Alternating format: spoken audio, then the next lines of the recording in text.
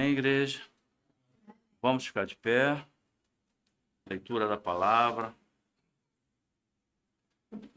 Foi louvado aqui anteriormente o amor de Deus. Logo eu, recebendo esse amor de Deus, quando ela fala, né, logo eu, quer dizer, logo nós que somos tão imperfeitos, mas o amor de Deus, ele vai acima disso. Amém? Júnior, abre para a gente, por gentileza. 1 João, capítulo 4, versículo 9 e 10.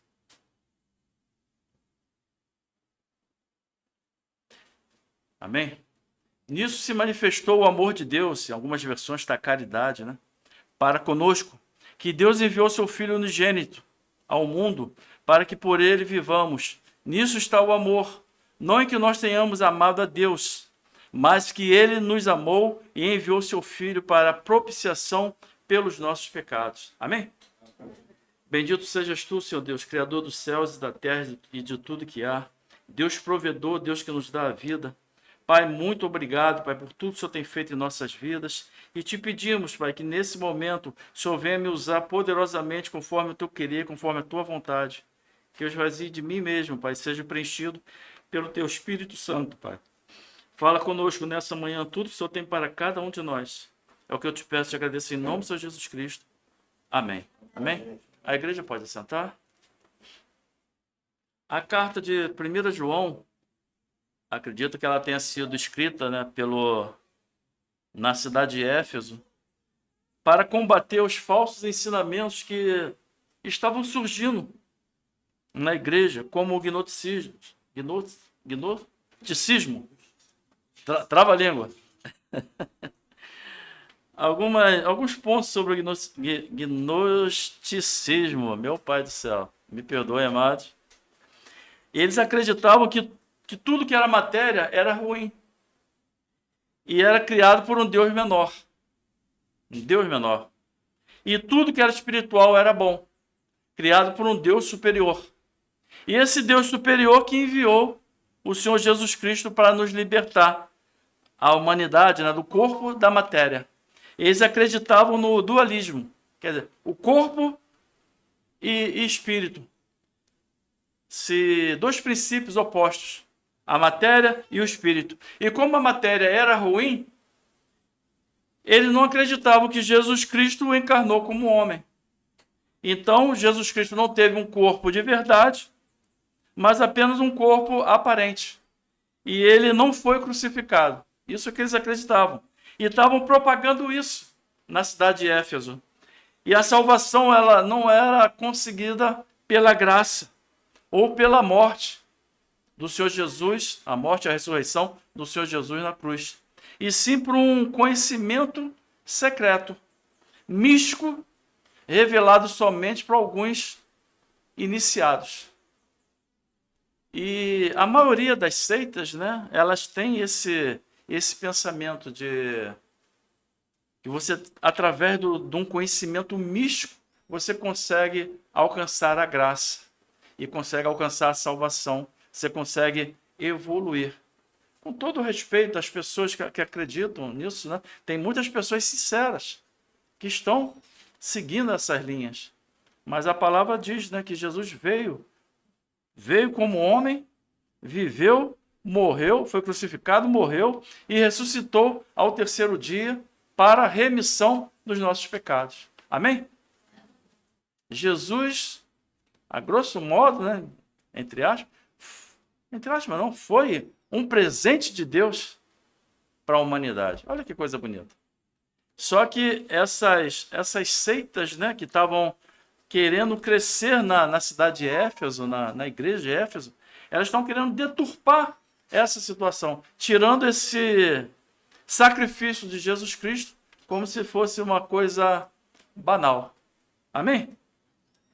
E a carta de Paulo, Paulo escreveu tantas cartas, né?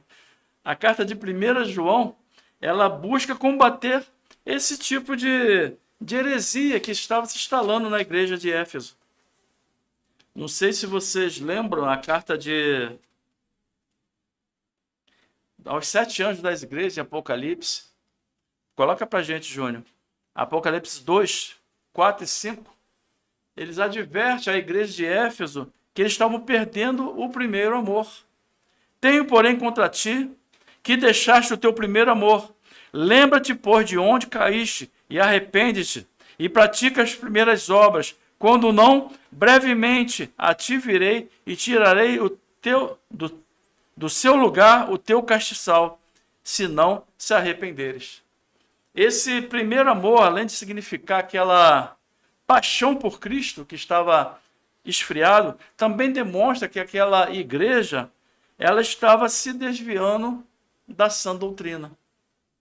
Versículo 5. Lembra-te, pois, que nós acabamos de ler, né? Lembra-te, pois, de onde caíste e arrepende-te e pratica as boas obras. Amém? Quando nós esfriamos com Cristo, nós corremos o risco de absorver as coisas que estão no mundo, as coisas que não vêm de Deus. E pode nos fazer tropeçar. Pode não. Vai nos fazer tropeçar se nós não vigiarmos. Amém? E a carta de 1 João, já fala Paulo novamente, a carta de 1 João, no capítulo 4, ela também busca ensinar sobre o amor de Deus.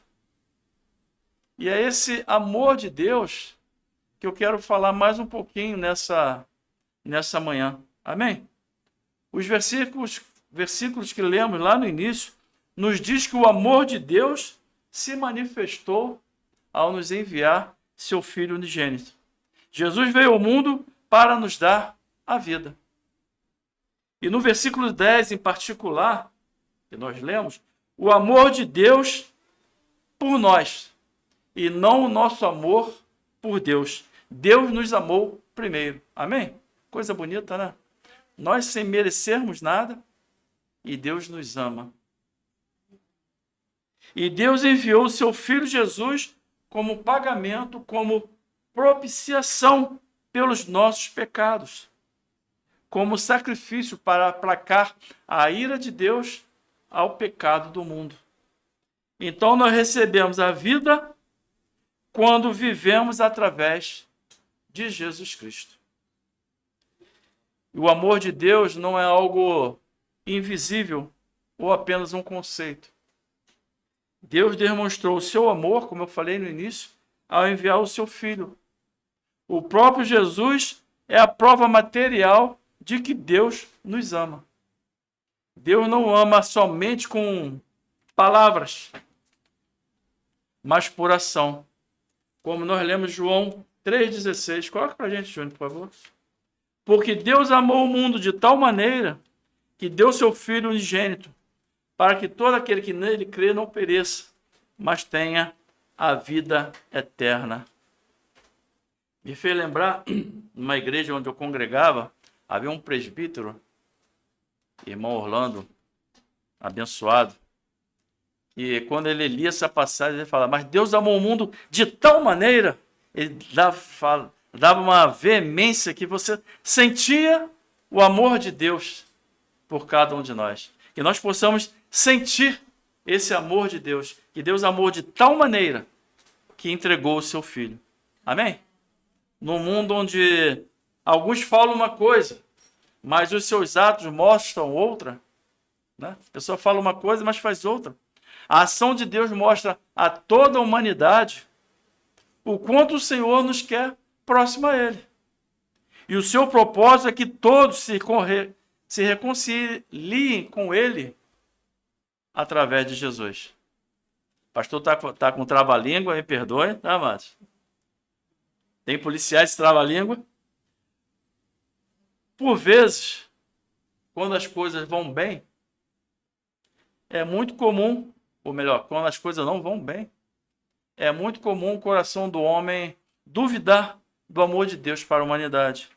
As coisas vão muito bem, mas basta acontecer um contratempo, basta acontecer um infortúnio e muitos perguntam, onde está Deus? Ou por que Deus permitiu isso? E algumas vezes, determinadas vezes, esse infortúnio que veio, que apareceu, foi pela própria responsabilidade do ser humano. Eles fazem as coisas sem pedir a orientação de Deus, vivem uma vida desgarrada, e quando a conta chega, porque a conta sempre chega, ainda bota a culpa em Deus, ou colocam a culpa no diabo. Amados, eu não estou aqui defendendo o maligno, tá? Pelo amor de Jesus. Mas é claro que muitas situações têm a responsabilidade humana. É muito fácil você colocar a culpa no espiritual, mas vai ver o que você fez. Amém? Que é um exemplo bem prático e acontece muito. A pessoa gasta mais do que tem. Aí se endivida. Aí alguns falam, o inimigo está furioso. Ou então, por que Deus permitiu fazer isso? Mas é a responsabilidade dela. Ela mete os pés pelas mãos, desculpa a expressão, se endivida todo e depois ainda quer colocar a culpa no espiritual. É claro, amados, que há a influência maligna, é claro que há. Mas também tem a nossa responsabilidade humana, que não pode ser deixada de lado. Amém? Do contrário, o homem não assume nada. Tudo é obra de Deus ou é obra do diabo. Lembra lá de Gênesis? Coloca para a gente, Júnior. Já ia falar Gênesis. Gênesis 3, 12 e 13. Bem conhecido, né? Então disse Adão, a mulher que me deste por companheira, ela me deu da árvore e comi. Adão falando com Deus. E disse o Senhor, Deus à mulher, por que fizeste isso? E disse a mulher, a serpente me enganou e eu comi. Não foi assim? Deus perguntou por que eles desobedeceram. E eles começaram a dar desculpas. Em outras palavras, Adão estava dizendo, a culpa é do Senhor.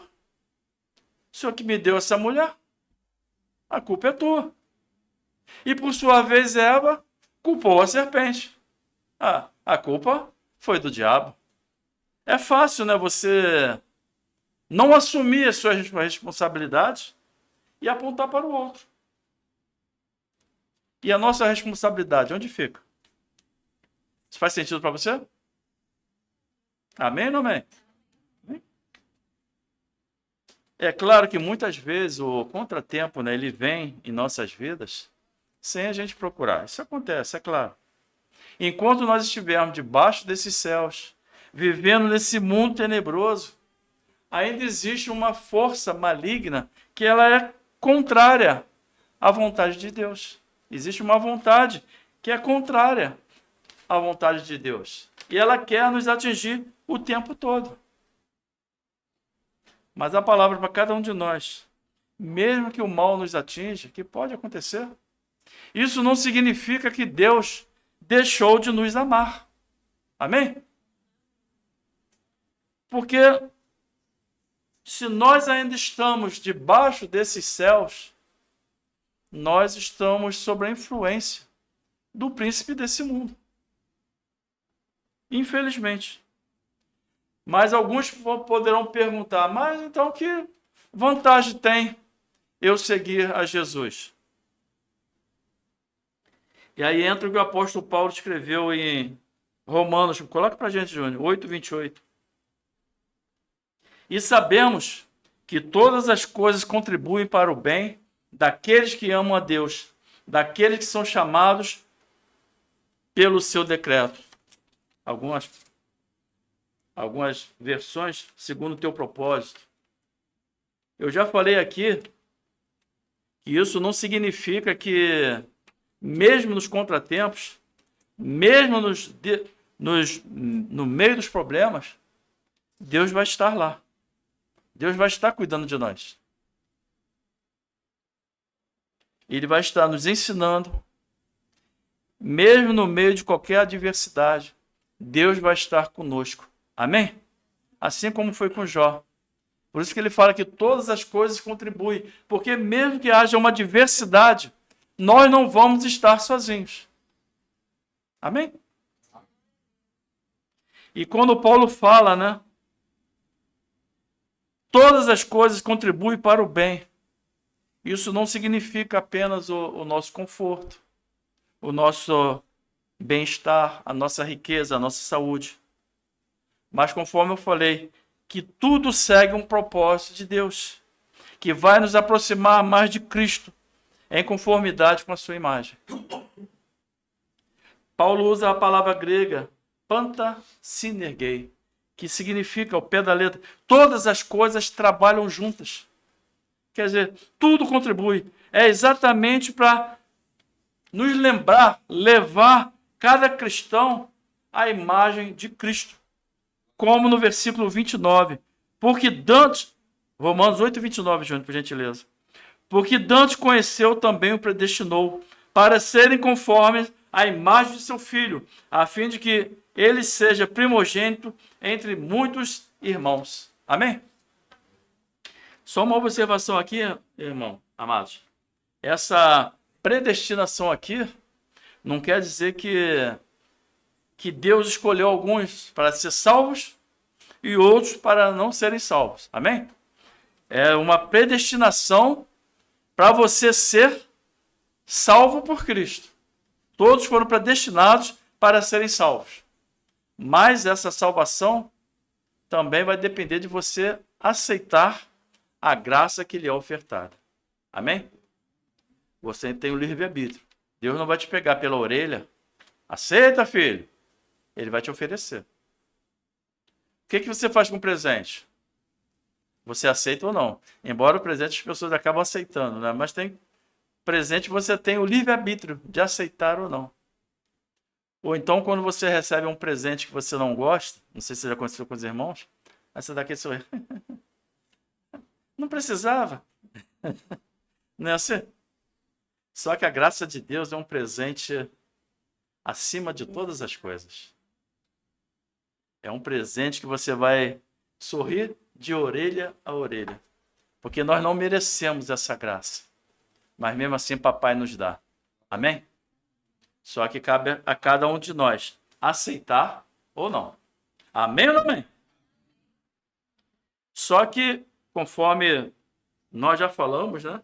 É claro que quando as coisas não vão bem, nós temos dificuldade de enxergar as coisas positivas. O ser humano ele é muito imediatista. Né? Quando as coisas não estão legais, ele começa a pensar negativo. Mas isso não é toda a realidade, como está em Romanos 8, 28, que nós lemos. Que todas as coisas contribuem. Só que Romanos 28 é, na verdade, um convite para nós confiarmos naquilo que Deus tem feito por cada um de nós. Amém? É confiar na providência divina. É um convite a todos nós, a todos os cristãos, a acreditarem que nós não estamos sozinhos nessa caminhada. Mesmo quando a nossa caminhada é dolorosa. E mesmo quando a dor vier, quando o sofrimento vier, é para nós confiarmos que há uma resposta de esperança para cada um de nós. Romanos 8, 18. Hoje estou citando muito de Romanos, que ele fala muito sobre isso. Porque para mim tem por certo que as aflições deste tempo presente não são para comparar com a glória que nos há de ser revelada. Amém? A nossa visão ela é muito limitada, mas é uma palavra de confiança. Cremos que o que nos espera é bem maior do que qualquer coisa que nós estejamos passando. Seja para o bem, ou seja para o mal. Seja coisa ruim ou não. O que está lá na frente, o que nos espera, é bem maior. Porque os que está lá na frente está com Deus. E estar com Deus é estar com tudo. Amém? Amém ou amém? No capítulo 4 de 1 João, ele fala sobre o amor de Deus para com os homens. Mas ele também fala do amor do homem para aquele que está ao seu lado. Pois aqueles que não amam não conhecem a Deus. 1 João 4, 7 e 8. Amados, amemo-nos uns aos outros, porque o amor é de Deus. E qualquer que ama é nascido de Deus e conhece a Deus. Aquele que não ama não conhece a Deus, porque Deus é amor. Amém? Deus é amor. E só uma observação, amados. Muitas pessoas usam um pedaço desse versículo e falam, Deus é amor. Como se fosse uma justificativa para fazer tudo que eles querem fazer. Ah, Deus é amor, então Deus vai compreender. Só que a palavra diz que Deus é amor. Amém? Deus é amor. Mas a palavra diz também que Deus é justo. Salmos 11, 7. Porque o Senhor é justo, ama a justiça. O seu rosto está voltado para os retos. Salmos 11, 7. A pessoa até pode fazer o que ela quiser. Ela tem um livre-arbítrio. Ela faz o que ela quiser. Mas o que ela plantar vai ser o que ela vai colher. Amém? A semente é opcional, mas a colheita é obrigatória. Para não perder o costume, em homenagem à irmã Alba, olha para a pessoa que está próxima para você e fala, a semente é opcional,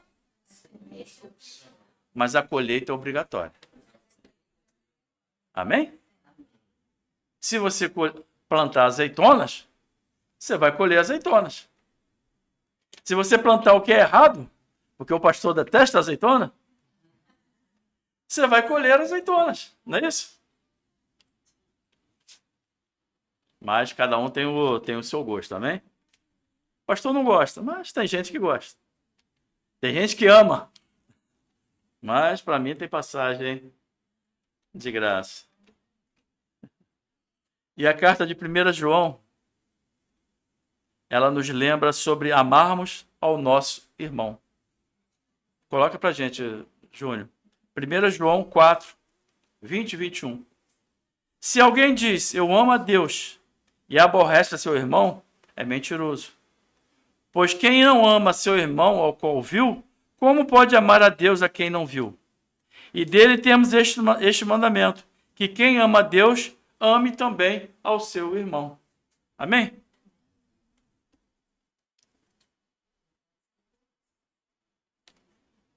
É bem certo, amados, que tem alguns irmãozinhos que você tem que amar mais um pouquinho. Desculpa a brincadeira do pastor, mas é o ser humano é assim, né? Mas Deus fala para nós amarmos. Tinha um irmão na outra igreja que fala, você tem que me amar. Porque na eternidade nós vamos passar a eternidade juntos. Então você vai ter que me amar. Amém? Amém, igreja? Olha para a pessoa que está próxima a você e fala, me ame. Me ame. Tem um verso aí fora que fala, me ame quando eu menos merecer. Olha só que bonito. Porque quando eu menos merecer é que eu estou mais precisando do teu amor. Amém? E esse foi o amor de Deus. Ele nos amou quando nós não merecíamos. Bonito, né? O amor ágape de Deus. E falando por amor ágape, em amor ágape, os ensinamentos de Jesus no Sermão da Montanha, ele vai muito mais além em relação a esse amor. Ele coloca o amor ao próximo num patamar mais elevado.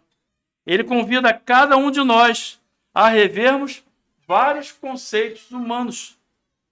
E nós somos colocados à prova. Coloca para a gente, Júnior, Mateus 5, 43, 45. Jesus falando, né? Ouviste que foi dito, amarás o teu próximo e aborrecerás o teu inimigo. Eu, porém, vos digo, amai a vossos inimigos, bendizei o que vos maldizem, Fazei bem aos que vos odeiam, e orai pelo que vos maltratam e vos perseguem, para que sejais filhos do Pai que está nos céus. Porque faz o seu sol se levante sobre maus e bons, e a chuva desça sobre justos e injustos. Amém? E agora, amado? Agora ficou estreito, né? Ficou mais difícil. Jesus coloca o amar num nível maior, como eu falei, num nível quase um amor ágape de Deus. Aquele amor incondicional. É um ensinamento de Cristo.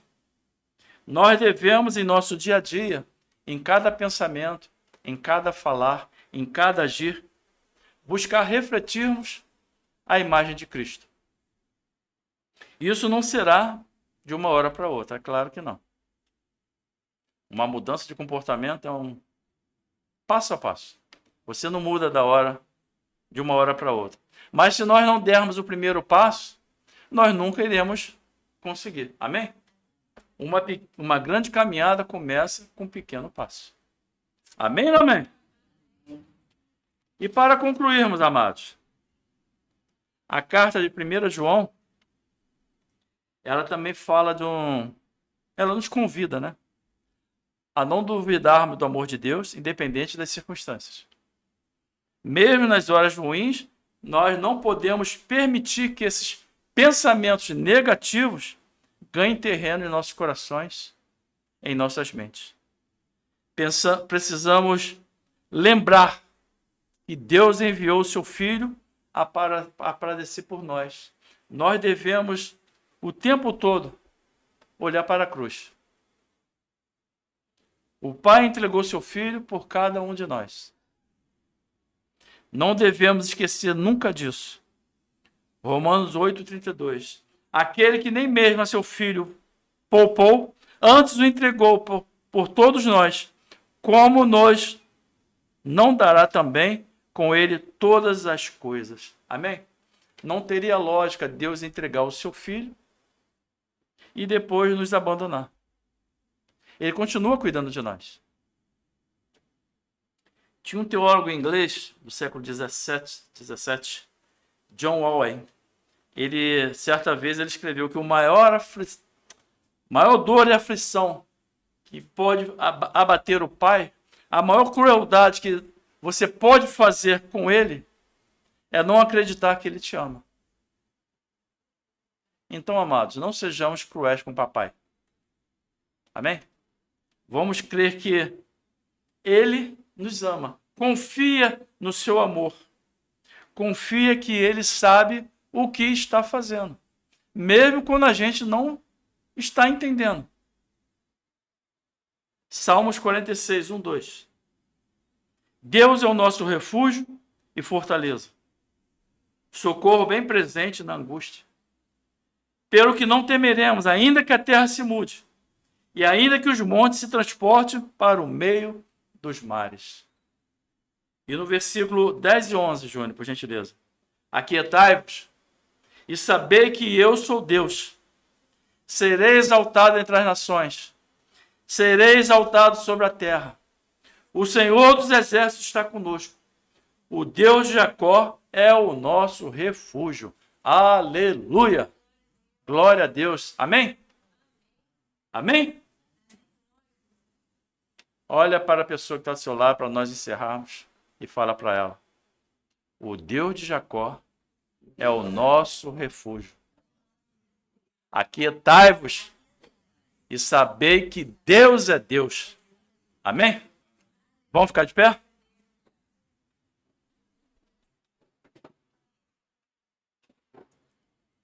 Bendito sejas tu, Senhor Deus, Criador dos céus e da terra, Criador dessa palavra.